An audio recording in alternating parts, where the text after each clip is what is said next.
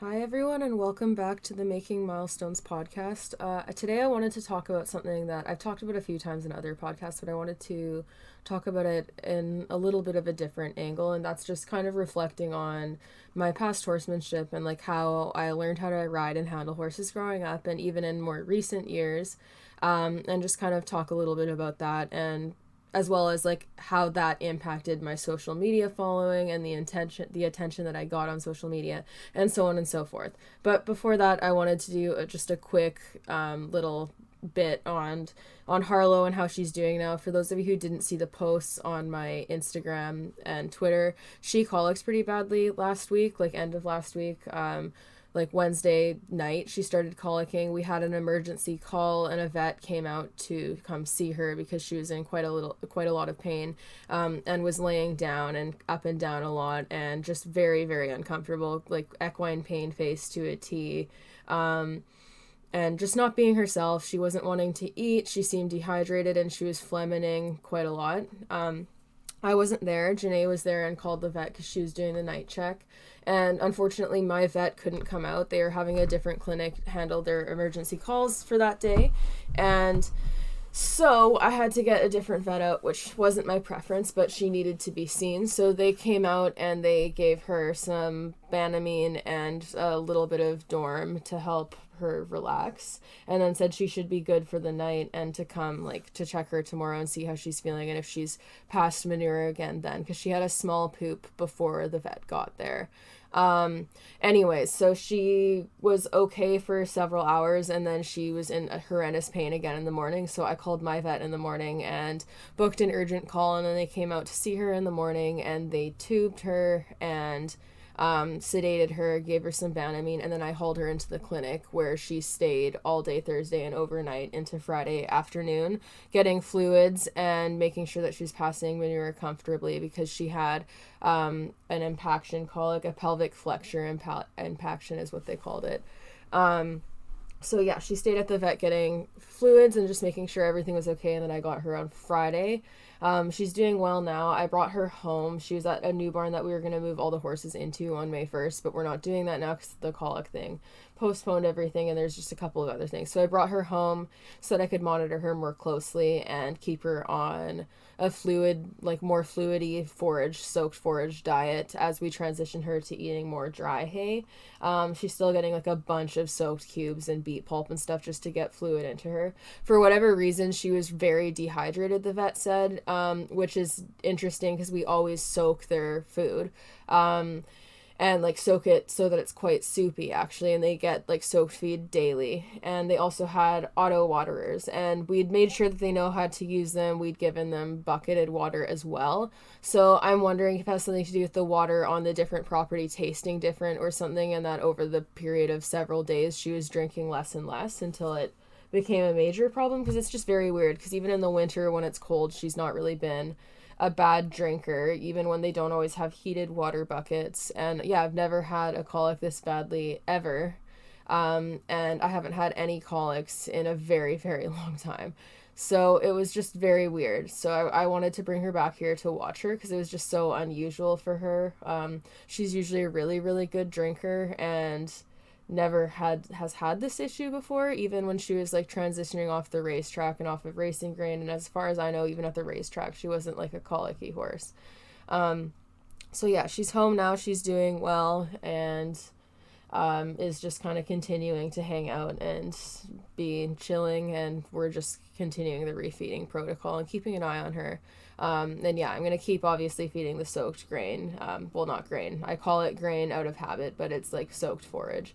And keep her on that type of diet. And I've been giving her some more oil as well. And yeah, keep an eye on her. But yeah, it's super weird. So anyways, needless to say, she's not at the new barn now, and I'm not really planning on moving her back there for the time being.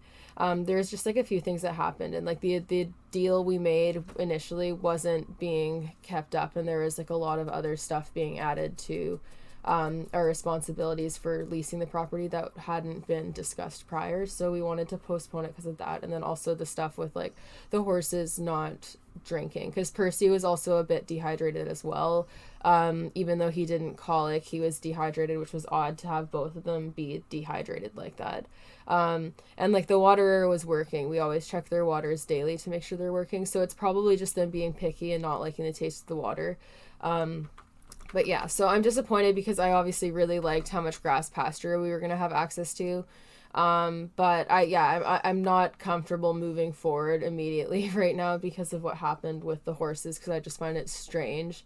And if it is that they didn't like the water, that's going to be something that's like difficult to address unless we truck water in or test the water or something. And yeah, like I said, there's a couple of other things that were a little bit of an issue. So anyways, I'm hoping that we can just kind of, find more grazing pasture, and really just praying for the day that I eventually make it big and can afford my own property, because like, oh my God, the peace of mind it would bring to be able to control all these little aspects of property management when it comes to horses, it would be literally a godsend.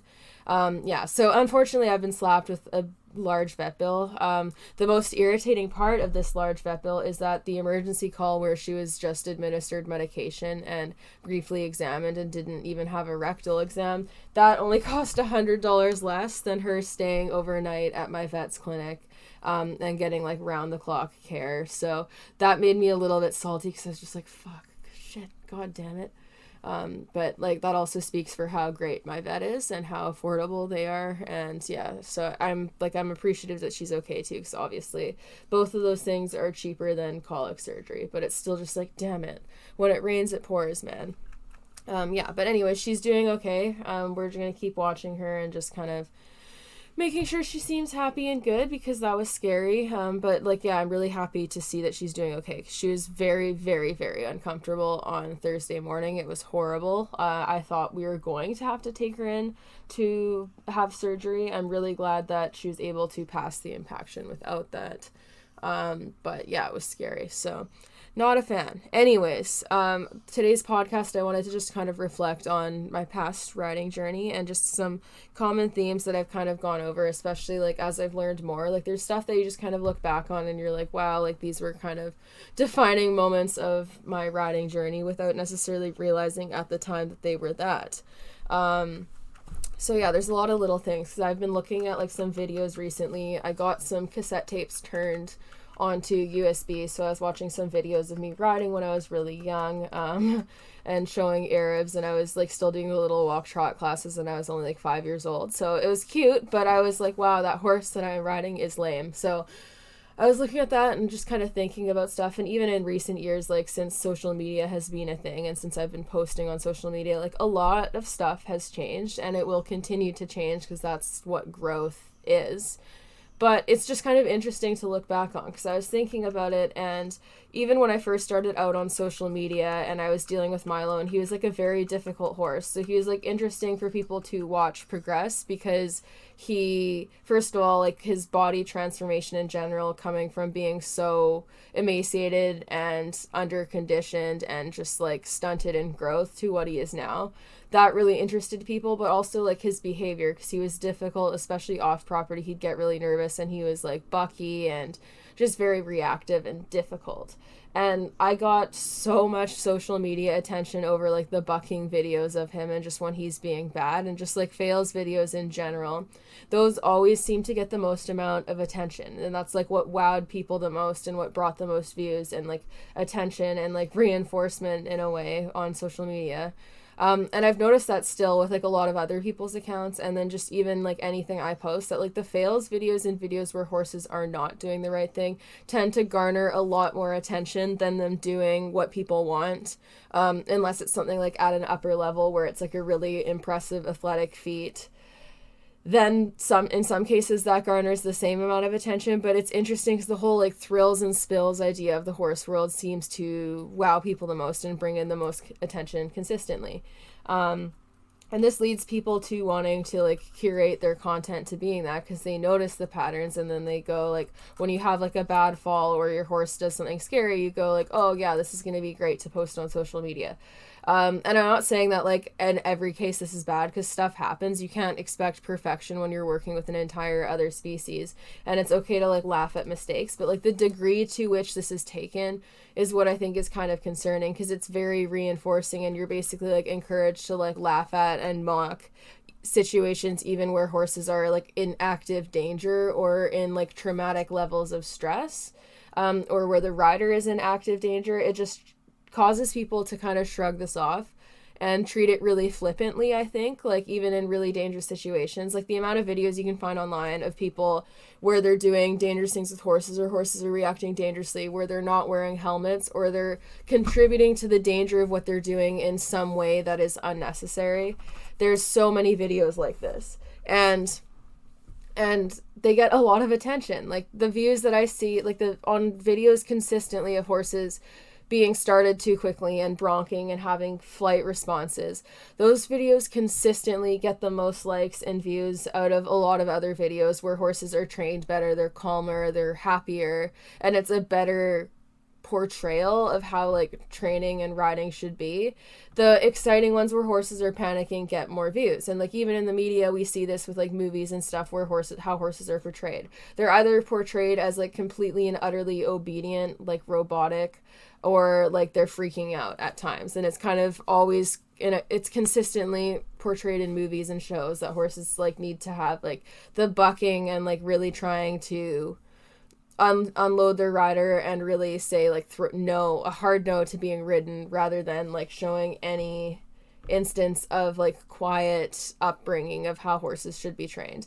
And it causes people to view like the bucking and the fear responses as more interesting, I guess, and more exciting. And it also causes people to normalize it as just like, oh, this is just a byproduct of trying to train horses, when that really shouldn't be viewed as the case. And it's interesting because it's just so pervasive in equine culture and like in equestrian culture, I should say. And I noticed it with my own pages. Like I was getting way more views and likes and more followers and more growth in my account when I was posting stuff that was like kind of feeding into like the excitement of riding and like unruly horses and like having a good seat and being able to sit a buck, and having horses that are difficult that you have to like tame, and like like basically showing like, oh yeah, look what I can do, look at how much I can endanger myself and come out of it alive consistently, basically was the whole thing.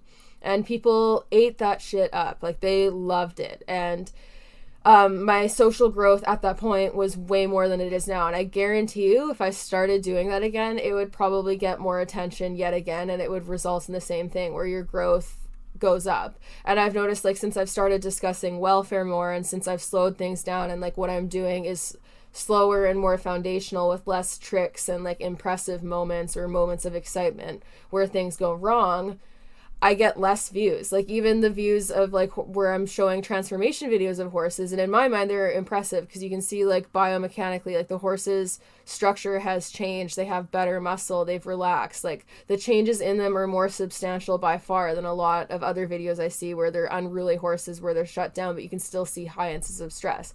Like not to toot my own horn, like I've had horses who are literally shitting themselves constantly when they come in.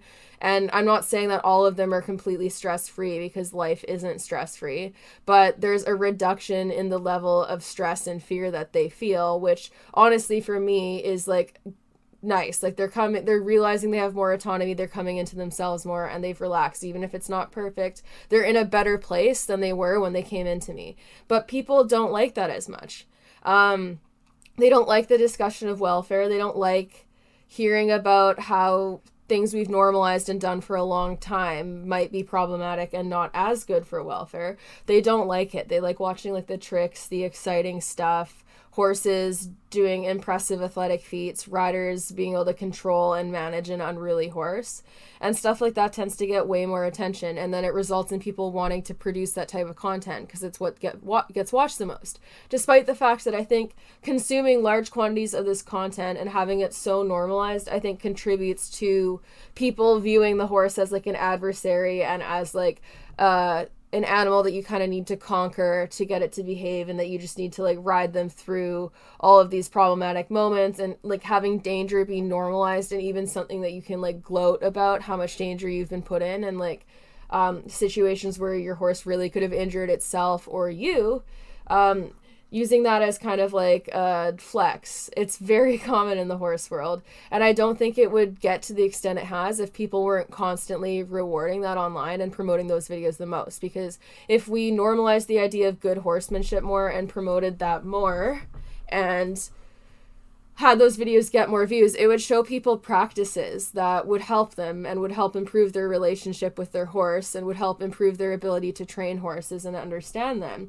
But that's not really what people are demanding, and it's not really the content that people are boosting. And I think that it's creating like a very vicious cycle, and it's something that I noticed in myself, because like when I started on horse social media, it's largely what kind of got me back into the sport to like actually enjoy it with my horses, because I was so burnt out from riding and showing the Arab circuit, and I was honestly at a point where I wanted to like sell my horse and get out of horses, and moving to like a more relaxed barn where we just rode for fun, and then also meeting people on horse social media kind of brought me back into the sport and helped me like rediscover my love for horses. So I'm really thankful for that, but I also think it led to like kind of creating content with the purpose of like, yeah, like trying to get more views and stuff. And like, even if you unconsciously do it, because it is reinforcing to like build a following, it is reinforcing to have photos and videos that get lots of likes and just allow you to feel like included in a community, especially when you're like 16, 15, like a kid. So I would like, I'm not going to lie and say that it wasn't. So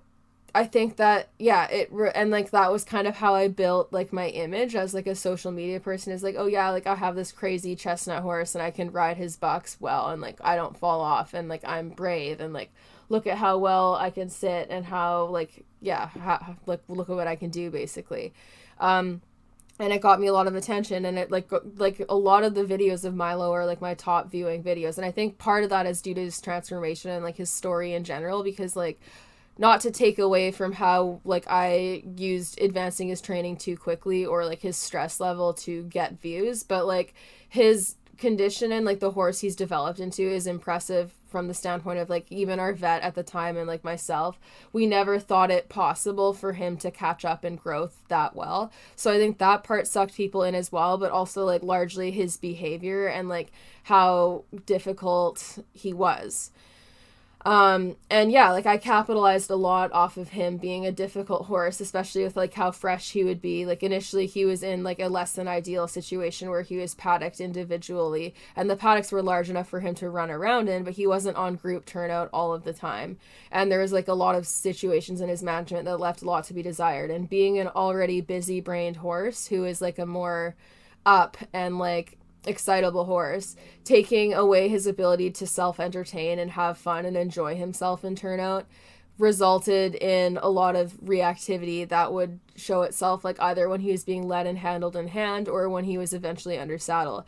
And it made him interesting to watch because like, yeah, he is athletic, he's an acrobat, and he's clearly very spirited, but it was an example of like a situation that wasn't fully fulfilling his needs, and he was being difficult because of that. And then like a lot of his issues under saddle too were him being like overstimulated and reactive, and there would have been a lot of better ways that I could have handled those behaviors and caused lasting change in his behavior and been more successful in the long run. But like it's heavily reinforced by trainers, by people online, by your peers, to just ride through stuff and to just push horses through stuff, and just to like, oh, if they're being difficult, just like let them be difficult, he's just this, he's just that, and it's not really considering like why they're doing certain behaviors. So that was very reinforced, and it resulted in me like considering certain things about like why he might be behaving a certain way to the extent that I should have. But like the amount that it's reinforced in the horse world, and by who, because a lot of the people who reinforce this type of behaviors are people who are perceived as like professionals and really well-known, knowledgeable people in the community. So it's very hard to pull yourself out of that mind frame and go like, maybe I'm wrong and everyone else is wrong, when you're constantly seeing it reinforced by everyone around you, including people that you respect as like experts in the community. Which is like, yeah, that's why it's so insidious and problematic, and why we need to kind of start to alter how we view things in the horse world. And how we view horses in general, because I'm not gonna, I don't like to lie about like what I have learned and gone through. Like there's no benefit to me to be like, oh yeah, like this is like not what actually happened, because it's like I've shared a lot of my riding journey and like my work online, so in a lot of cases people can like check and see what I was saying like several years ago, or like what Milo was doing several years ago. So there's like really no benefit to me to mislead people about that. Like he was rushed in a lot of circumstances, and it wasn't out of ill intent. It was because of like how repeatedly I was being suggested the same things by people in the community that I viewed as professionals and that were well respected, and just also how it's reinforced online and like in articles you see and in training videos from other upper level professionals, and then also, yeah, like I said, in person. So it's very hard to break free from that when it's so consistently normalized and enabled by so many different people in the horse world. So it took like a huge shift in mindset before I started to go like, okay, this is really unnecessary. And even still, like I can't fully exercise my right to have training programs exactly to a T to what I think is 100% best for the horse at the speed that they need to move at, because with clients and like when you're hired by people, like you have to factor in people's budgets, like their goals with the horse, whether or not they're gonna like keep the horse with you long enough, and you just have to improve the horse to the best of your ability at that time.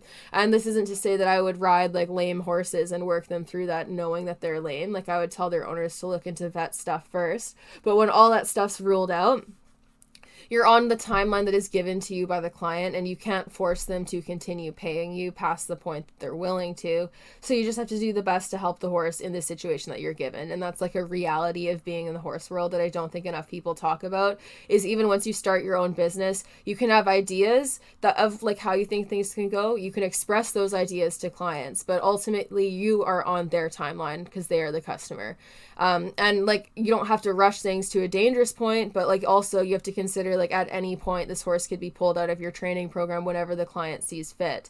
So you have to do what you can to make the situation best in the situation that you're given. And that can be difficult because like there's been horses where I've had them and I've been set up to like commission them or start them under saddle and do things for clients, but they'll have a timeline that like I can tell them like, okay, like I'll do what I can in that time period, but I don't think that we're going to accomplish everything that you need. Or if they're wanting to sell the horse, they can say, oh, in my opinion, I would do this many days of training or get them to this point in their training before listing them for sale. But if the owner doesn't want to do that, I have to do what I can to like fulfill their timeline in the safest way possible, and get the horse to a point where I think it's best case scenario for the horse to either go back to the owner at their riding level and go into the program and be handled safely and not have issues arise, or help them be able to find a safe home if they're going for sale and find someone who is able to continue on their training from where it's been left off. And I think a lot of trainers are kind of in this boat, and a lot of trainers, because of that, can go into denial about certain things, or they can kind of take the easy way out, which is blaming the horse, and viewing certain behaviors as just like the horse being a pain in the ass, because then it's easier to just get mad at the horse and like discipline them or ride through it and not have to consider things as deeply. And it's also like it safeguards your mental health. It makes things easier and more simplistic to do, and easier to like reason with clients, and also easier to try to fulfill what the clients want you to do.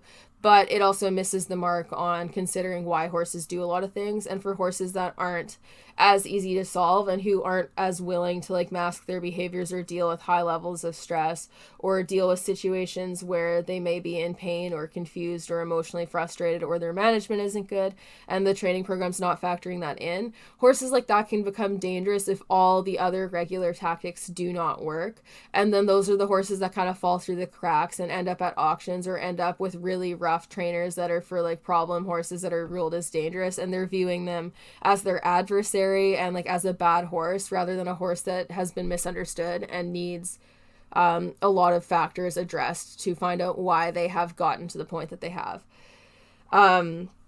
And like the problem with that is it results in like a lot of wastage in the horse world, because I guarantee you there's a lot of horses who have issues that arise due to like moderate discomfort that isn't like a full-on soundness issue yet, but because of how horse people perceive things, they'll push them to work through that to the point where it becomes a major issue that then can't be addressed to the extent that it needs to, and the horse either can no longer be a riding mount or a competitive mount or so on, and it lowers the value of the horse and therefore lowers their likelihood of finding a good home long term and puts them at greater risk of ending up in like a not great place. So if we learn how to be more conscious of their behaviors and to consider like why they do the things that they do and like why certain behaviors exist, and kind of welcome the idea that like good training should kind of look underwhelming from the standpoint of how the horse reacts to things. Like good training isn't horses that are like constantly trying to unload their riders or doing things that may be high action and exciting in theory. It should be quieter, because good training is like setting up horses to find the right answer. Like you wouldn't go to a school and find the most exciting classroom, or like you wouldn't assume that the best classroom is the one that's on fire, you know? Like sure, it might be more interesting to watch than a teacher that's just teaching calculus or something, but it's not fulfilling the role of educating the people you're supposed to be educating. And that's kind of how we should view horse training, is it's about educating the horse. And if they're in a state of high stress and that's being normalized as like a good and necessary part of training, we're missing the mark, because we already know beyond a shadow of a doubt that a highly stressed mind is not in a position to learn and retain information to anywhere near the same extent as a mind that is alert but not like in fight or flight mode. And like we know this to be true, so people can't really deny it. Like I mean they can, but it's not like an agree to disagree type thing. They are just wrong. So if you deny it, like it's like, yeah, you're in denial at the expense of the animals that you work with. And if we start to reconsider these things, not only do I think we'll have sounder horses, we're also going to have happier horses, because it's hard to be happy if you're in horrendous pain. And we're also going to be more successful. Like they're going to be able to perform better in sport. We're going to perform better as riders, and we're going to be more understanding as horsemen and horse people. And it really just requires us starting to reframe our thinking and to reconsider like how we want to be perceived online and like what we put out there. Because like, again, like I'm not against posting fails still. Like I still will share fails videos and do stuff like that, but it's going to be within a different context, because generally speaking, fails where the horse has like a panic response are due to me missing something as a trainer or not setting up an environment that's as ideal as I could.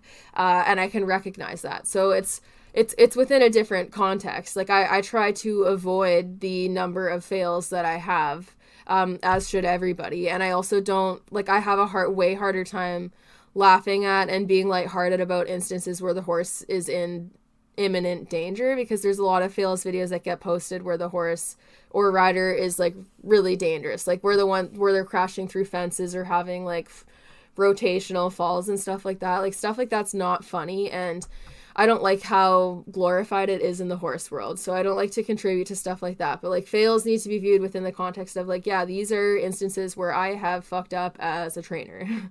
And I could have done this better, because realistically, like we can't look at a fail video and go like, oh yeah, like this is completely unavoidable in 99% of cases. Like in most of them, you could have probably avoided it, especially when you're looking at it in hindsight and watching it over. There's probably stuff you could have done better to avoid what happened. And that's kind of me reflecting on my prior riding career. Like now that I'm so many years ahead and I've learned as much as I have, I can point out a lot of flaws in how I was taught to do things and things that I did and things that I believed. At the time, I couldn't do that so easily, but I would have probably been more able to do so and get to that point if there wasn't such a culture in the horse world that like encourages me to be the way that I was. And that's kind of what I'm trying to do with my content, is try to defer away from that culture and try to point out why it's problematic and like talk about how it impacted me, because it created a lot of really negative habits and a lot of toxic habits that impacted my ability to train well and also impacted my relationship with my horses, and also sucked a lot of the joy out of enjoying horses. Like even just the entire culture of like horses are only really useful when they're riding horses. Like people who have a horse but don't ride it, or if they have a horse they do ride but they don't ride it very often, or they haven't ridden it blah blah, oh my god, they haven't ridden it in a while or whatever, and they're posting online, they'll get questioned like, oh, why aren't you riding so and so, why aren't you working with so and so? Like even if the horse is like clearly still being cared for, still a part of their life and still doing stuff with them, people will question why you're not using them as a riding horse, which is weird because it's like, can I not just enjoy my horse just existing here? Like for me with a lot of my horses, it's just that I'm too busy with clients, but people will still be like, oh, like is so and so okay? Like why aren't you riding them? Are they okay? Are they still alive? Do you still have them? And it's like, yes, just not everything is about riding. Like it's not the most important thing, the be all and end all. And like framing it as such robs people of a lot of the joy that they can experience enjoying like the little moments with horses and like the bonding stuff that you can do with horses to actually get a better relationship with them and get to know them better. There's like a lot of stuff you can do. And not only that, if you do those little things and start to enjoy moments outside of riding to their fullest extent and stop prioritizing riding as the be all and end all, you'll get to know your horse better, and you'll be able to be more aware of when they're experiencing unusual behaviors, which will lead you then to be more able to diagnose things and help them out and notice when things are not normal in riding and training. And then you can make sure that your horse is the happiest when you are working with them and able to do stuff with them. But yeah, the priority on riding makes it out to be that horses who cannot be ridden are useless and don't really serve a purpose anymore. And it makes them more disposable, which is, I think, the biggest problem. Sorry, my cat is meowing in the background, and I'm not going to crop this out because that's too much work. So, and the last thing horses need is to be viewed as more disposable, because in the competition world, they're already very much viewed as that, to the point where people will like sell horses who are chronically lame to do like lower level stuff, but still stuff that's past their limit. And just the amount of like distress and discomfort we see in the show world, like we don't need to normalize that more. We need to be swaying away from that, and to do so we can't actively encourage the very behaviors that got us to where we are today. And it's gonna be harder to do because unlike with dogs, like we've domesticated horses to like be our work horses, like our work animals. Like workhorse is a term because that's what we used horses for, whereas dogs were more domesticated as companions and whatnot, so there was more of a mutual respect, where humans would be more likely to be rewarding and kind to the dogs because they were actively trying to befriend them. Whereas with horses, when we domesticated them, it was with the purpose of using them for their strength and their power and to do specific roles for us. So that was more about kind of making them do what we wanted them to do. But now we know better, and we know way more about like behavioral science and like psychology and like how horses think, feel, and need to be cared for. So now we have more of a responsibility to not be a certain way than we would have back then. Like it's one thing to make mistakes and do things like without knowing what you're doing wrong, but like once you know better, it's kind of your responsibility to keep growing and learn to do better. And that can only be done if we start to kind of call out the elephant in the room, which is like what the horse world enables in their attitudes of the average horse person, and how we enable like a lack of regulation in professionals and so on and so forth, and how we normalize a lot of like completely backwards care practices that have been completely disproven. Like all of these things are what have enabled the culture we've created today and what have enabled such poor care of horses. And it's really a shame because, like I've said in other podcasts, like growing up and like learning all of the horrible stuff that I did that was completely wrong and just not okay and caused me to have a lot of messed up toxic mindsets about horses. Learning all that stuff when I had gone into the horse world as like a kid who absolutely loved horses, just loved them as animals and like cherished every second I spent with them, whether I could sit on them or not. Like I just wanted to hang out with, brush, and play with horses. And I loved them and I would never have wanted to hurt them. Going into the horse world like that and like coming out, learning the things that I did and doing the things that I did and enabling the type of things that I did really bothers me because as a child, like, I didn't really have a choice in that. I was following the roles and like the rules set by adults and what they told me. And if I ever had expressed concern where I'm like, oh, I don't want to be mean to him though, I was quickly like assured that, oh, they can't feel that, or oh, it doesn't, like, don't worry, he's not hurt, like, yeah, so on and so forth. They'll just justify it and shrug it off and basically say, oh, like, you're a silly kid, basically, I'm right, listen to me. And then eventually over time you just start to defer to believing what they say, even when it can be coming from a place of complete bullshit, and that it is coming from that place in a lot of cases, where they'll say things confidently and be like, oh yeah, like, he's not in pain, or like, oh, like, this is totally fine, it doesn't hurt him, or like, oh, like, they just do that because of this or that, when you're talking about stereotypic vices. And kids just learn to shrug it off and just believe what they're told. So then over time, like, you can have so many different perceived professionals telling you stuff that is completely false and saying it with such confidence that you just never question it and look it up, and it damages how you view and how you treat your horses. And as a person who came into this as like literally the definition of a horse girl, like a horse kid, because if you saw me as a kid, like, I played with horses, like stuffed animals, I had Breyer horses, I had Playmobil, I had so many horse books, like, for basically my entire elementary school, like, years, I only read books about horses. I loved horses, and all I wanted was to have my own horse and to be able to enjoy being around horses. And I would spend like hours a day at the barn, like literally just cleaning stuff, and I would love it because I would be around the horses. So it is just such a catastrophe that we're taking people like that and turning them into people who will, like, freely, without question, just like hit their horses or knee them in the gut or put their horse in a stall 24/7 and deprive it from socializing with its buddies, and have the horse actively suffering from these things, but the person is completely unaware, and they think that they're like taking good care of their animal and they're doing what they've always been told to do and what they've been told is right, but they have no idea how it's impacting the animal that they really love and have never wanted to do wrong by. And that's so sad and so messed up that this is like how we raise and like condition and indoctrinate horse people into being that way, and how hard it is to find the type of training situations where that won't happen. And I don't really want that as like my legacy as a horse person, where like you're basically conditioning young impressionable people or people who are naive and just love horses and want to be around them. You're conditioning them to be slowly more and more cruel to their animals with like a lack of care or knowledge on how to properly care for horses in a way that they actually need to be cared for. Like, a lot of the ideals that we develop about horses are more about like human convenience and what we want to do with them than it's about the welfare of the animal. But then we pass it off as being about the welfare through lies and through misinformation and denial of science. And you have grown adults doing this and people who have high positions in the horse world doing this, and like big equestrian news outlets doing this. And like it is like a blatant and like it's a choice, like it's a decided choice with the stuff they portray on equestrian news outlets and how they enable certain types of abuse if it's happening with an upper level rider or someone who's notable. It is like it's a definitive choice. Like, they choose when to try to bury certain news articles. They choose the words they use to portray certain types of trainers and upper level equestrians.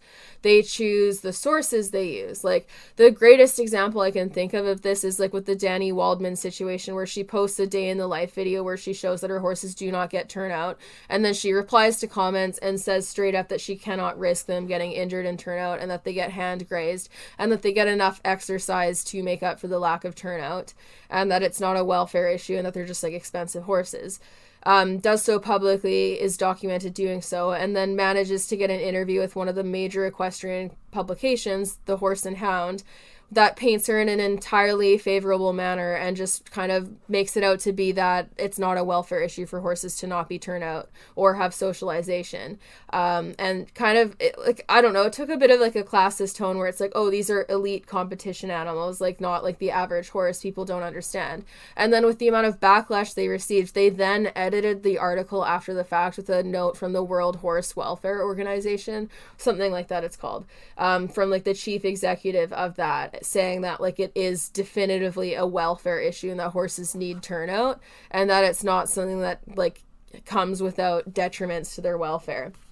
And they edited that after the fact, but didn't note that it was edited, which I think is really shady. But like basically that's like that's a choice. Like the news publication was doing it to try to limit the backlash that Danny Waldman experienced, and when they started getting too much backlash, they quickly took the easy way out and just added a quick note at the very end that indemnifies them from accountability, because it makes it look like, oh, like we've looked at both sides of this.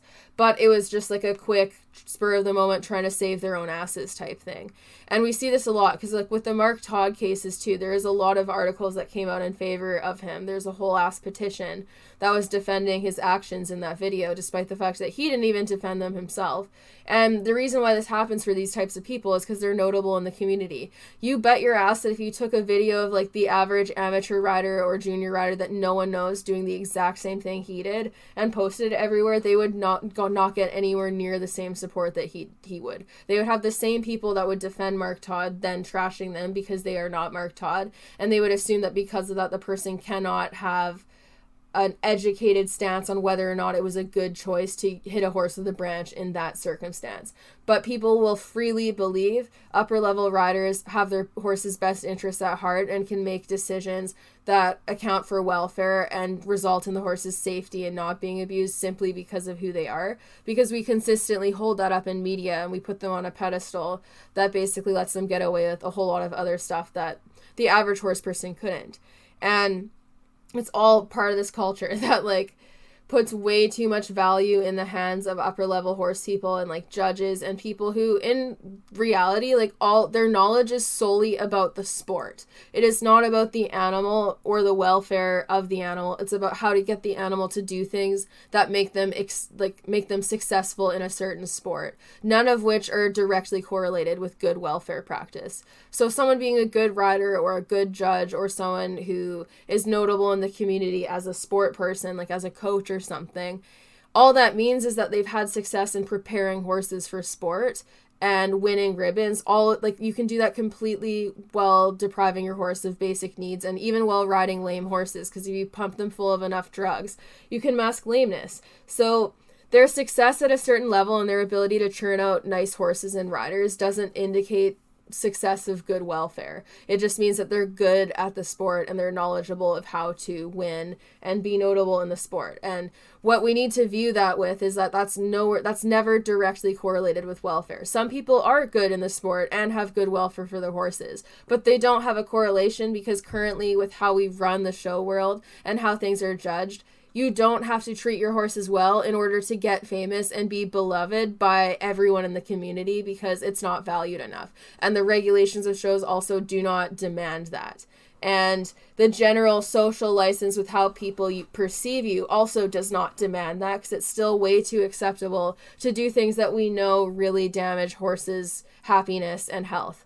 So it's sad, because also like most of the people in the community, including the ones that are perpetuating a lot of these problems, most of them went into the horse world because they do love horses as an animal, and they've been tainted by what we normalize and teach. And a lot of them are so far down that rabbit hole that they don't want to consider that they could have been taught things incorrectly and that what they do could be harming horses, because they're too proud. They think they know too much, and they don't want to admit that they've been wrong for any length of time, let alone most of their riding career. So a lot of them will argue their right to do what they do until they're blue in the face, despite all the evidence showing them that it is detrimental to their horses. And that cognitive dissonance is what makes this such a tricky subject to address, because people are willing to mock and make fun of anyone that they perceive as less educated or less experienced, which honestly a lot of really educated and experienced horse people in terms of the equine science and behavior side of things are not well known by the competition side people, because again, welfare and equine science is not valued enough in those circles. So even like some of the top scientists and equine behaviorists, if you brought up their name to people in the show world, a lot of them would not be aware of who these people are, and they would quickly shrug it off because they'd be like, oh, what level have they competed at? Oh, like they don't know what they're talking about, despite despite the fact that these people have way more relevant credentials to be making the claims that they do than any trainer does. And that that miseducation and that lack of value for scientific fact and like evidence that's studying horses and disproving a lot of our prior association with them, that lack of desire to question that is what results in a lot of this ignorance in the horse world. And like I had that for a while because it was actively encouraged. Like trainers try to groom you into being this way because they want you to just do what they say and believe that they know what they're talking about. And they don't want you to question them, a lot of trainers, because if you question them, that means they have to be able to explain what they're telling you. And a lot of them don't really have a good enough explanation outside of because I said so, or because like you're letting him get away with this, or you're going to teach your horse bad habits, or some other type of like indirect way of blaming you as the rider for causing your horse's problems, rather than acknowledging the fact that the rider might actually have an idea that is worth considering in terms of why the horse might be misbehaving. But we're taught not to question things. We're taught to just smile and nod and do what our trainers say, because they'll go off about horses being dangerous and how like you can't let them get away with stuff, especially when you're on lesson horses. I've literally had trainers look at me and go, "You're going to teach my horse bad habits that can injure other people, so you better listen to me or get off."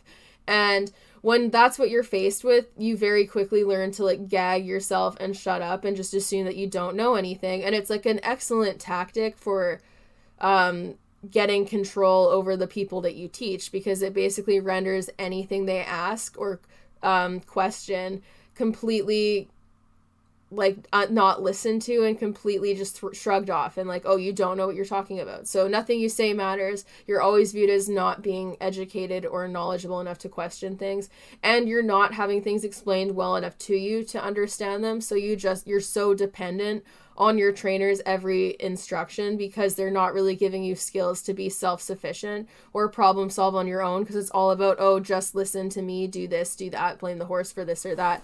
And then it teaches you not to be a critical thinker. So a lot of these horse people are not critical thinkers. They don't know how to define a credible source. They don't know how equine behavior studies and equine science studies actually even work, because so many horse people will go, oh, well, equine scientists aren't trainers. You can't train a horse in a lab. And it's like, well, yeah, you can't. Do you think that they conduct training studies in a lab? No, they go to barns, because that's what scientists do. Like, that's like the silliest thing I've ever heard, because then it's like you could throw out any study with that, be like, oh, do they not conduct this in a house though to find out if people fall down the stairs enough or whatever? I don't know, like that, I just made that up. But like studies where they need to conduct the environment in the specific environment, they conduct it in that environment. You're not taking horses in a lab. You're going to farms and you're creating protocol that works for studying a horse in that environment, because that is the environment that you're testing. And so many horse people don't think that horse studies have validity, because they just think that it's something that you're testing with like a textbook in front of you and not like in practice. But the only way you can test a lot of those things is by doing them in practice and observing them in practice. And that's like what a lot of equine scientists are doing, is observing horses in practice, both in natural and unnatural environments. And they're doing so with an educated eye, which sets them far above any instructor, because they can watch those things and they don't have an inherent bias that stems from information they would have been taught when they were younger that may or may not have come from a credible source. People in the science sector know that their information has come from a credible source, because their entire job is about eliminating bias and finding the real answer. And the lack of knowledge that we like actually teach the average horse person about how these procedures work and how like the protocol works for testing certain equine science and behavior things. The lack of knowledge is to like it's for the purpose of ignorance. Like if people knew how these things worked, and if we taught them how to critically think, and we taught them to ask questions, and we taught trainers to know enough to be able to answer questions, it would be a lot harder for people to lie to others and to not and to actually give out factual information. Because like if you have to actually be able to explain why you're telling someone to do what you're telling them to do, you have to know exactly like why you're asking a certain exercise to happen, like what you're targeting. You have to be able to address the horse's behavior and why they're behaving a certain way. If you don't know how or don't want to do that, it's a lot easier to just blame your student for being stupid, or just like shrug it off and be like, oh, we don't have time for this is dangerous, you just need to do it. And this is how a lot of trainers teach. They don't teach you why you're doing certain things, or if they do, it's not in enough detail, or if they do, it's not necessarily an accurate portrayal of what's actually going on, and they might be misreading some of the horse's behavior. But then all of these little instances stack on top of each other, and you're basically like you're created into this equestrian with all of these problematic views that are completely unfounded in practice and in science. And it's frustrating because honestly, like, it is easier to just dig your heels in and lay into what is comfortable and be like, this is what I was taught by like all of my mentors. This is what I've always done. So this is what I believe. That's easier to do than to actually question everything you've been taught, admit that you know less than you thought you did, and have to go back and basically relearn a lot of different ways to teach horses in kinder, more ethical ways, and undo a lot of the bad habits that you've learned. Like, that takes a lot of dedication and a lot of desire to want to change, and also a lot of ability to hold yourself accountable and self-reflect, and it's really hard to do. So for most people, it's so hard to do that they will deny it and dig their heels in pretty hard, even if they do eventually decide to change what they do. And like, that's kind of what I did initially, is like, I would dig my heels in hard about stuff and would really lay into stuff that I was taught, and I wouldn't want to believe that I might be wrong, because that meant having to reflect on how many years I spent learning the wrong things.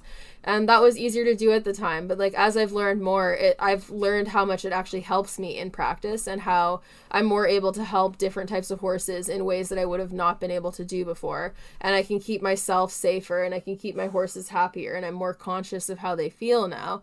So it was definitely a worthwhile endeavor to work on myself in that way. But it is frustrating to look back and look at like the degree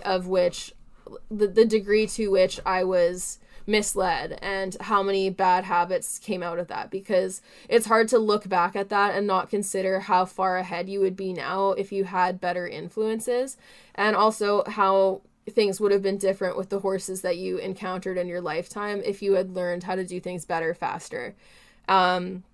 And I think that's one of the most frustrating things about all of this, is like, to just look at how many years were wasted doing the wrong thing and causing harm where you weren't meaning to. And like, I wanted to talk about some of my old posts on social media for that reason. Like, I leave the vast majority of them up. I don't think I've privated like any videos on any of my new accounts, because I used to have older ones that I deleted and then like restarted when I first initially started on horse social media. But like, I leave all of it up so like people can see. Like, I used to not know enough about equine nutrition. I wouldn't feed them enough. I was way too focused on feeding too much grain as a means of fixing dietary issues, rather than realizing how important hay was. I didn't used to value turnout in the same way I do now. Like, there was a lot of things I could have done better with Milo and his management and training, especially for the first several years of having him around. And like, I have a lot of regrets, and I wish that I learned how to do things right sooner on, and how to know when things were going wrong. And I wish I had been more self-sufficient. But all I can do now is kind of reflect on that and talk about it to people, because I think that we are encouraged to not be self-sufficient in the horse world. Like, you're very much encouraged and groomed to rely on trainers, and you're kind of indoctrinated into that process, the idea that you need a trainer. And it's to the point where people will kind of take a little bit of a classist tone and mock people who don't have trainers or don't get lessons for what they view enough. But like, a lot of those people could be spending time learning online and learning about equine behavior and doing stuff like that without necessarily being in the type of training program that a lot of riders value more. But there is like that tone that it's like, oh, like, you need to be taking regular lessons with a trainer, even if that trainer is forcing you to ride your horse through clear discomfort, or so on and so forth. Like, there's a very rigid view of like how an equestrian is supposed to look, and like what they're supposed to prioritize, and how many times, like how much they're supposed to lesson. And a lot of that is like rooted in people not being truly self-sufficient, because not very many riders know what their horse even eats, because it's usually handled by like full board facilities. A lot of riders are completely unaware of that, or even if they do know what they eat, it's the trainer or the barn owner who has created the diet program. Like, horse owners don't really know, a lot of them, this isn't to insult anyone, they don't know really what to feed their horse. And same with hoof care. Like, they are completely reliant on the perceived expert in that situation. They don't know enough about the animal to hold their own in the way that they'd need to like really advocate for them. And even if they try to, they're very quickly made like put down and kind of viewed as like, oh, you're not experienced enough for this, you don't know what you're talking about, stay in your lane type thing, which furthers the idea like oh, don't even try, you're stupid, you don't know anything, I know everything, listen to me, which makes them more dependent on those types of people. Like, very few horse owners that I know what their horse is eating to the point where they could actually like balance a diet and do it well on their own. And a lot of them also don't know enough about hoof care to know whether or not their horse's hooves are dysfunctional or not. And they think, like, some of them may think that they do, or they are so rooted in the opinions of their farrier or their barn owner that if you point out like, oh, hey, that's not ideal, here's some reasons why, here's some studies why, they get defensive and they're like, oh, you don't know what you're talking about, you don't know my horse. And that excuse is used to justify a lot of stuff, is you don't know my horse. And it implies that somehow each horse is so different that they don't have the basic species specific needs or species specific like functionality of their bodies, namely hooves. And, like, to an extent, it is true. Like, people can be so judgmental where they'll judge things without having enough information on the topic. But with a lot of things, this is just used to shut people up and avoid people having fair criticisms of, like, the average care of the horse in the modern world. And it's kind of just used as, like, a cop-out. Like, oh, you don't know the horse. It's the same type of thing as, like, oh, you're not an upper-level rider. You can't judge. If you've never ridden at that level, you can't judge. Because it's basically to remove any ability for other people to express concerns about horses and just shut up the topic of welfare. And, yeah, it perpetuates the whole dependence on people who are perceived as more experienced while offering people no tools on how to improve that knowledge in themselves or how important it is. And I think that's kind of why the horse world is so resistant to change, especially fast change, because like we've created this normalized network of like basically, I don't know, like passive aggressively traumatizing people into not speaking up through like normalized bullying and toxicity and like dysfunctional relationships in the barn. Because like, I don't know, like obviously people are dicks everywhere and you can get bullied everywhere, but the amount of bullying and like toxicity in the horse world is more than anything that I've experienced in other areas of life. Like it's way more insidious and way more normalized, like even to the point where it's like normalized for trainers to like bully kids and their own students and be mean in the name of like tough love and teaching people how to do things. So we normalize all this really toxic behavior that's like rooted in like blame and like shaming and like stuff like that, while trying to take away people's abilities to advocate for themselves and feel comfortable in doing so. Because like if you're shamed enough and you're just like continuously made fun of and made to feel stupid, you stop trying to speak out on things because you just assume that you don't know what you're talking about. And I already had issues like this that were caused by like bullying that happened in school and stuff that was unrelated to horse people in specific. But I would also say a lot of it is specific to the horse world, because the amount of like gossip and just cruelty and like backstabbing kind of, and just like, yeah, stuff like that happened to me in the horse world, even as like a young kid within like show barns. Like show barns are the worst. Like I never met as many toxic people as I did when I was actively showing and boarding at show barns. Like within a single barn, there was just so many people that like went out of their way to be mean-spirited and just did kind of mean things and just normalized weird types of like toxic behavior that were just like shrugged off and like no one took issue with. Yeah, trainers being mean to kids that they taught and just being way too blunt, kids having to work for free and do like heavy labor when they're literally paying to be there, stuff like that. Really normalized. Like it's normalized to underappreciate employees, underpay employees, take people for granted, take on free labor, insult and bully students in the name of teaching them, and encourage like the same type of abuses and like toxicity in like directed at our horses. But if you're constantly treated like that by the people around you, it's not really surprising to me that the horses then become yet another target for deflecting that type of anger and lack of self-reflection.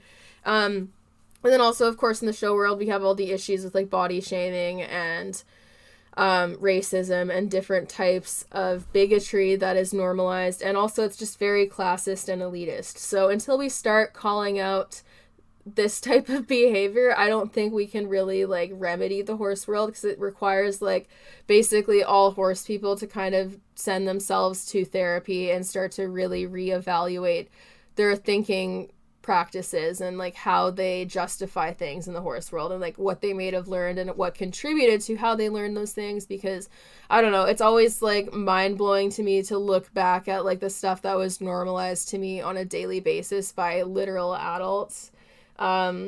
It's kind of scary, and like I'm not surprised that I developed like anxiety and like imposter syndrome and just kind of weird misconceptions about horses and their behavior and how we should train them, because like it was just like people demanded that I do that in order to stay feeling safe in that space and to stay feeling like I was progressing and learning. Like I was made to feel like I had to like assimilate and just listen, and that I was the one that was stupid if I didn't really agree with something. And like now it's also way easier to look stuff up, because like the internet was not what it is today, especially when I was really young. So like I was really limited to like books and then the people that I met. And even with books, it's like you can't Google the reviews on a book and pick which one is the most knowledgeable and go get it out of a library. Like it's difficult to do back then. So I didn't have the same means of fact checking things. And then once the internet really did start to blow up and studies became more accessible, I had been in such an echo chamber that it was really hard to like open up my mind to that stuff and consider like how misled I might have been and how many problematic practices that I might have been taught. So I initially would kind of bristle and I would get defensive, and I wouldn't want to really consider the studies in the way that I needed to. Like I wouldn't want to go too far looking into stuff that I didn't believe in and didn't want to believe in, because I didn't want to believe that it could be the truth. So I wasn't actively trying to educate myself, other than trying to like cherry pick stuff that supported what I wanted to believe, or briefly skimming articles that didn't. And that of course halted growth. And then when I started doing more like online classes and equine science classes, it gave me the ability to look up a lot of different studies through the university library and read a ton. And also like I was getting instruction from professors and like equine behavioral professionals and stuff, and that was very eye-opening. And it kind of started to really make me reconsider what I'd been taught. And like I've mentioned before, Milo too, because so many of the methods that I'd been taught to handle certain behaviors, like it was all very punishment based. Like if they do something you don't want, like shank them, back them up, like hit them with the end of the lead rope, that type of stuff. And stuff like that would not work with a horse like him, and he would get more and more dangerous and would come at you. So I very quickly had to be like, okay, like this is not that successful. Like I have to figure out different means of doing that. But I wasted a lot of years doing the wrong thing, and it made it inherently harder to welcome different ways of thinking, because I had been taught to not question things, just blindly do what I was told, and to not even remotely consider the possibility of a rewards-based program, because I had been so conditioned to like never hand feed horses treats, and that like they needed to just be taught using pressure. Like treats were never even brought up as an option for regular training of horses. So like literally my brain did not even know how to comprehend the idea of using a rewards-based program. To the degree, I cannot talk today, to the degree that I can today. Like it did not cross my mind, because I had never been taught that it was even an option. And like I said, that limits your capacity to think, problem solve, and have critical thinking skills. Like, because you're taught just to not even consider the possibilities. And it's kind of funny, because I know that there's like, I draw a lot of parallels to horses who are traditionally trained in very punishing programs to horses trained primarily with positive reinforcement, because horses trained in punishing programs are not as likely to search for answers. Like they're afraid to offer a lot of different behaviors because it runs the risk of being punished if they offer the wrong ones. Whereas horses trained with rewards-based programs are likely to continue trying new behaviors to try to figure out what the right answer is, because they've been welcomed in doing so and have had the autonomy to make mistakes and not be punished for them repeatedly. And there's also more of an effort in place to try to show them what you want them to do and reward them for it. So then you're rewarding the try. You're teaching them to seek and to offer you behaviors to try to solve the problem. And this creates problem solving skills and thinking skills. So I think that the way a lot of riders are taught is similar to how horses grow up in punishing environments, where you're taught not to ask questions, you're taught not to offer behaviors in fear of getting the wrong one and being yelled at or punished in some way. And you're taught to just do what you are told and just be obedient without question, and to just listen without any priority on like how you feel or being able to have autonomy and make decisions or feel like there's clarity in training. Like it's a more stressful place to be in, and it results in riders asking less questions and having less thinking skills because we've not been encouraged to seek the answer in the same way. People are encouraged to be reliant on their trainers and to not really question the status quo and to only really learn about the traditional methods of training and like the way things have always been. And I think like it's funny because there's a lot of parallels you can draw between the riders that you see in those types of training programs and the horses, because they're not liberated to critically think and do things in the way that they would need to experience the same comfort that you can when you're taught to that you're not going to be punished for offering the wrong behavior or trying to get the right answer.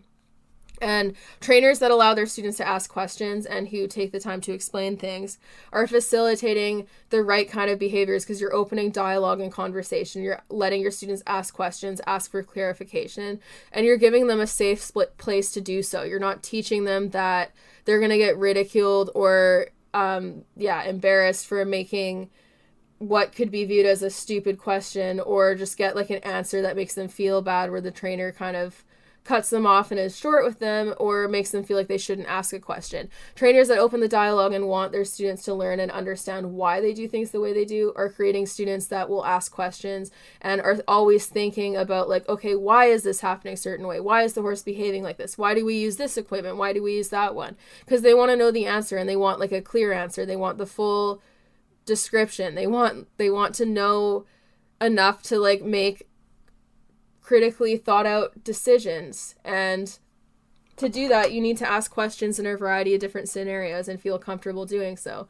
And the trainers that do that typically have students that are more able to make their own decisions and really have well thought out opinions on things because they're encouraged to consider different outlooks on things. They're not just encouraged to only believe what their trainer says and to never look at what other trainers say or to consider other perspectives, because there is that dialogue. If the student brings up something the trainer doesn't do or agree with, they can open that dialogue and the trainer can explain why they feel the way that they do to the student and allow them to better understand certain aspects of horse care, training, or management. And then the kid or the adult student, who however old they are, they can then decide where their stance is, even if it's not exactly the same as their trainer on something. And this applies on either side. The trainer could be more progressive than the client, or the client could be more progressive than the trainer. Being able to have that dialogue with the trainer, even if they're not 100% on the same page with you and the care of your horse, is like a really important trait to have. For example, like a trainer who doesn't personally use positive reinforcement, if they're open to having that dialogue with a client and discussing why the client wants to do things a certain way and trying to cater to that and develop like a mutual understanding, they're way more likely to work well together than even a trainer who has a client who holds similar views in terms of traditional training but cannot communicate as effectively. Because you can meet in the middle. You don't have to do everything the same that your trainer does. Your trainer can have views that you don't personally agree with. But if you're able to talk to them and share your stance and them share their stance, you can meet in the middle and develop training plans that work out for both of you. But a lot of trainers do not allow for that because they view it as like some sort of bruise to their ego to have a client that doesn't completely believe their every word and like basically treat them like their word is gospel. And a lot of trainers are insecure about clients going to other trainers or other clinics and whatnot, and there's a lot of rules pertaining to that as well. So there's a lot of means of trainers and barn owners trying to enforce control over clients, like even over like farrier care and like what vets they can bring in. There's a lot of that, and that results in clients, again, lacking the ability to critically think and make decisions and be able to advocate for their horses in the way they should be able to as horse owners, because there's a lot of steps in place to take that away from them and to give more of that control to other people who are perceived as professionals and more knowledgeable in the community.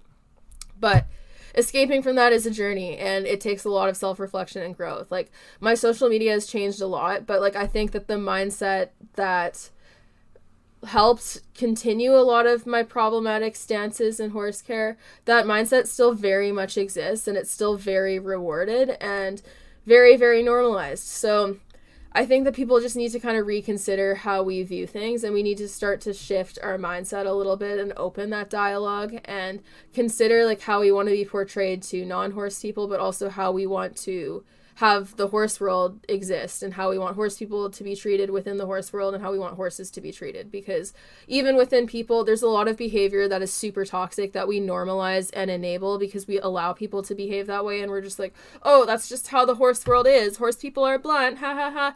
Oh yeah, horse people just do that. They criticize. Like, if you're gonna post this video of your child learning how to trot, people can criticize your 5-year-old and make fun of how bad of a rider they are because you chose to put it up there. Or if you post a photo of you riding, people can comment on your weight because you chose to share it. And there's so many stuff, like so many things that we normalize where we defend the person who is like the perpetrator and being unfair at the expense of the person that they're targeting, because we're just like, oh, that's how horse people are. And it's like, they're only still like that because we allow it to happen, and we're literally letting full-blown adults off the hook for being like actual assholes to even children. I don't know why assholes said that like that. Jeez, I cannot speak. I need to drink more water. But yeah, like, we enable a lot of these behaviors, and the only way that we're going to see change is if we start demanding that change and stop enabling it and going, oh, this is the way things have been, so like, let's just let it keep being that way, I guess, and not try to change anything because stagnation is awesome. No, we need to not do that.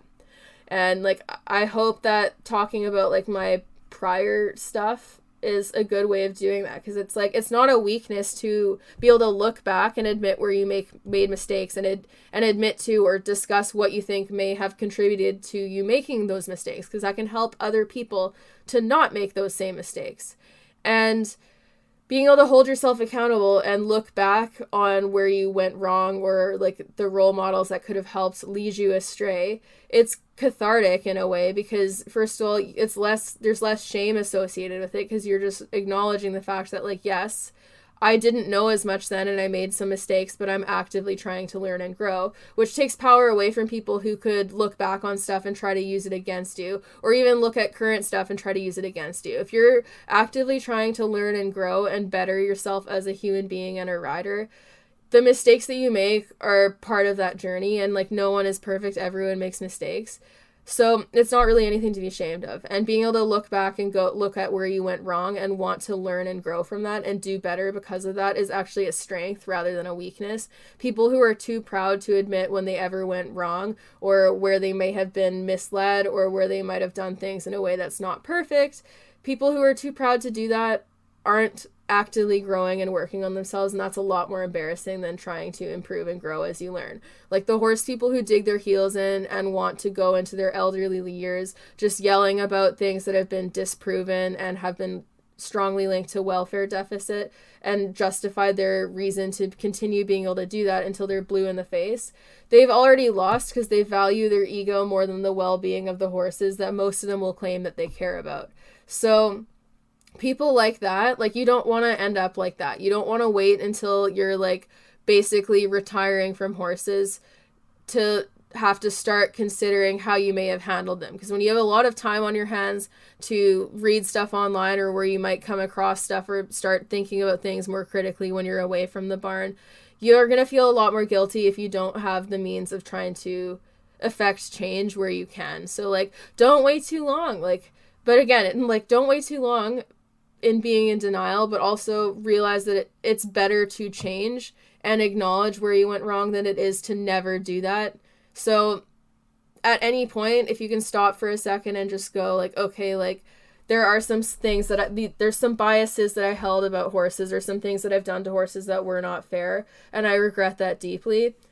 Being able to do that is a strength. Don't hang on to your shame so deeply that you're afraid to use it for the lesson that it is, I guess, is the better way of saying that. don't be so ashamed of like stuff you've done in the past that you're afraid of talking about it for a lesson. Like, and I'm not saying everyone needs to talk about this publicly, even like talking to yourself about it and just acknowledging the fact that like, yes, I've done things wrong, but I didn't know as much then as I do now, and I'm happy for my growth. Being able to do that frees you by acknowledging the fact that you went wrong, but that you're actively trying to do better. And also, if you are able to talk about it publicly, it normalizes the idea that a lot of the people who have softened their training methods with their horses did not just start off like that. That a lot of us have had to really change and develop our training methods and reconsider our ideology, and have kind of done that over the course of years. And that a lot of us started out in situations that are not dissimilar to a lot of other riders. And acknowledging that shows that it's not about perfection, that like a lot of people have made mistakes, a lot of people have started out in the same situations as people who may be struggling to figure out why certain things don't sit right with them.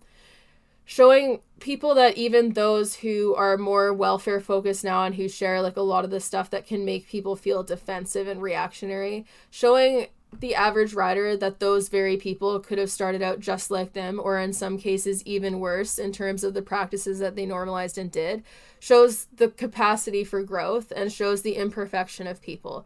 And I think that's why it's important to talk about. Like, a lot of people soften their methods because of all the harsh things that they've had normalized and taught to them, and eventually they hit the point where they cannot do it anymore and they want to do better, and then they become really invested in learning how to do things in a softer way and really becoming more concerned about the well-being of horses. Like, a lot of people started off in a place where they were harsh. They were that difficult rider who wanted to punish horses, or who was actively encouraged to do so to fix a whole lot of training problems. A lot of people started out like that. And that's why they choose to soften their methods after, because they're regretting it and they want to do something that's safer and kinder to the horse. So yeah, don't be ashamed of mistakes that you made, but also don't be so proud or egotistical that you're afraid to admit where you ever might have gone wrong. Especially if you choose to post on social media, because when you put stuff out there, especially in writing or video format or a photo where people can like see the caption you wrote and stuff, if you try to deny like where you came from, or you try to hide it, or you want to pretend that you're never wrong, it generally will come back to you, even if it's like just you that sees it. You'll get like a Facebook memory popping up and you'll be like, wow, I really used to be a dick to my horse, or wow, like I did make mistakes.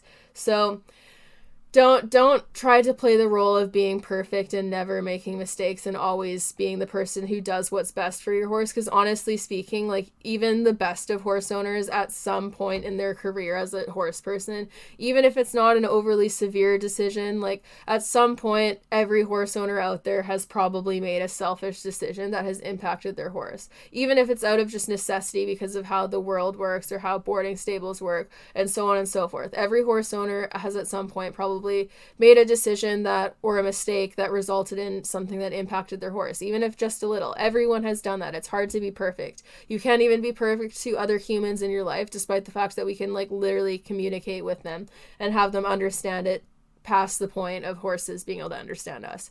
So no one's mistake free. Everyone can cause harm, and most horse people have. I would argue even all of them, but I just say most because obviously I can't make the claim that every single horse person ever has done something wrong. But people make mistakes, and it's really hard to not make mistakes when the entire industry is structured in a way that encourages you to make mistakes and to learn wrong things about basic care and welfare practices. It's very hard to not make a mistake in that environment. Like, we are set up to fail because of how the horse industry is run right now and because of how much misinformation is out there. So don't beat yourself up for making mistakes in an environment that encourages you to learn the wrong things and encourages you to engage in repeating tradition, despite the fact that said tradition has had a lot of criticism and holes poked into its efficacy. So yeah, don't be too ashamed to admit that, because yeah, we are set up for failure. There are very little protections to ensure that beginner horse people are getting the help and the expertise that they are being told that they are. It is very, very hard to be in the horse world and find the right type of setup, even if you do a lot of research, because these traditional mindsets and a lot of this misinformation is so ingrained that you can have a very hard time, especially depending on your location, finding anywhere to go to learn to ride that will actually fully meet your expectations as a rider, which is why it is important to be empowered enough to want to educate yourself on your own and to find a trainer that is willing to kind of meet you in the middle and talk to you about things and have important discussions. But you're not always going to find the perfect situation. And if you're stuck in a situation where you can recognize that the barn that you're at is not everything you want it to be, but it's the best that you could find, that's okay too. You can't hold yourself responsible for existing in a structure that has been rigged against you. And all we can do is try to change that structure and try to alter it and make it better for the horses and people. That's all we can do. So anyways, my mouth is dry. I really need to drink water, but that's my rant for the day. I went off on a lot of tangents and I probably lost track of like what I was actually talking about as per usual. So, if I did, I apologize, but yeah, I think that we need to be gentle with ourselves in our learning and growth, but we also need to hold the horse industry as a whole more accountable, especially upper level riders and people in positions of power. And I think that's important and it's necessary in change. And just remember, guys, there's way more of us, like more of us, the guys that either don't show, or if we do show, we're not showing in a way where we are respected by the upper level people. There's more of us than there are them, and we have the means to really start making demands for better welfare and to start talking about it and educating people. So don't feel helpless. Anyways, for those of you who like my podcast and are interested in supporting the podcast and my other endeavors, I have a Patreon channel that you can subscribe to for as little as $1 a month. Patreon.com/SDEQUUS. There's also special tiers for people who want training help, and there's also access to tutorial videos and all sorts of different training stuff, and to ask questions and send in video critiques and all sorts of that stuff. If you're not interested in subscribing, I also do online consults, and you can book those off of my website. If you go to services, there's an online consults tab. My website is milestoneequestrian.ca, milestoneequestrian.ca. And yeah, you can book that on there if you just want to do like a one-time thing or like a couple times thing without the subscription. That's a great option. And yeah, I also just have some other tabs for like anywhere where people want to support the podcast and whatnot, because any of the Patreon stuff or like the donation stuff or stuff for online consults, it just goes back into getting me equipment to make the podcast better, and for YouTube videos and whatnot, and all those daily expenses. And also, honestly, right now, like Harlow's colic bill, because that's going to be a hefty boy. So, there too. I also have my merch store, shop milestoneequestrian.com, and that has a lot of fun horsey themed apparel. And then I also have my bridles, saddle pads, some hoodies, and base layers that have just gotten released on the amoreequestrian.ca website, AMORE equestrian.ca. All of my products are under the Milestone tab on there, and you can check those out there. There's saddle pads, bridles. We just released our new base layer. It's super comfy, super stretchy. Highly recommend checking it out. All of those stuff, those proceeds just go back into the business. A lot of my money is in product right now, which is why I plug a lot of that, because that's like, for vet bills and stuff, it's like, okay, let's move more product and catch up, because holy crap, horses just like to hurt themselves all at the same time. But yeah, so there's stuff on there as well if you want to check that out. And yeah, I'm on TikTok, Instagram, and Twitter at SDEQUUS, and you can check me out there. Also my YouTube channel, Shelby Dennis, you can check out videos there as well. But yeah, if you want to do like video suggestion, if you want to send any video suggestions or podcast suggestions, or send in questions or join live Q&As and whatnot, I highly recommend checking out the Patreon. But all that stuff just kind of helps support the podcast and the extra time that we put into this, because it is time consuming, and building a business is hard when you're doing so from scratch. So I like opening those little subscription stuff, because it's not much, but it's good help when you're trying to invest in as many different aspects of business growth as me, especially when you have horses that are actively trying to die. LOL, but not really, because that was really scary. So here's to not having anything bad happen. Knock on wood, guys. Gotta do that. Anyways, have a good day. I hope that this rambling mess was somewhat educational, or at least made you feel heard, because yeah, everyone has skeletons in their closet, especially when the people that are in charge of educating you have a whole graveyard in their closet. It's very hard to not carry their skeletons with you when they teach you how to do exactly what they do from day one, when you're the most impressionable. So don't fault yourself for the standards set by an industry that is sick and needs help reforming. And have a great day, everyone, and say hi to your horses.